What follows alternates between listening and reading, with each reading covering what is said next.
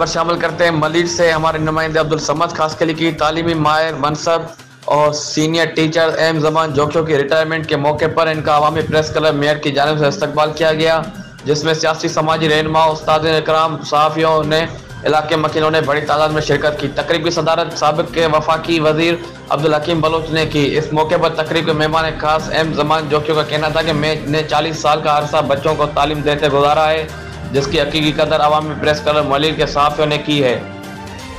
आज मुझे महसूस हो रहा है कि मेरी मेहनत रायगा नहीं गई। इन्होंने कहा कि मकामी तौर पर बिरादरी सिस्टम इतना मजबूत है कि कोई दूसरा बंदा तनकीद बरा इस्लाह भी नहीं कर सकता।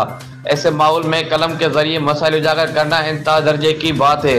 इन्होंने कहा समाज में इस्लाह और अलम नागजीर है, जिनके लिए हमें अपनी ज़ातियात से बालातर होकर काम करना पड़ेगा। प्रोग्राम की सदारत करने वाले मलिर के सीनियर सियासतदान और साबका एमएन अब्दुल हकीम बलोच का कहना था कि पूरी सिंध से कराची का मलिर जिला वो इलाका है जहाँ ज़ाती मुफादात के तहत सियासत की जाती है और ज़ात पात ऊंच नीच के नफरतें पैदा करके मसाइल पैदा किए जा रहे हैं, जिनके नतीजे कुछ अच्छे नहीं निकलेंगे। इन्होंने कहा कि तालीम के स्कूल की हालत को बेहतर बनाना पड़ेगा। इस सिलसिले में मौजूदा सिंध हुकूमत की जानिब से मेरिट पर उस्ताद इकराम की बढ़ती काबिल तारीफ है।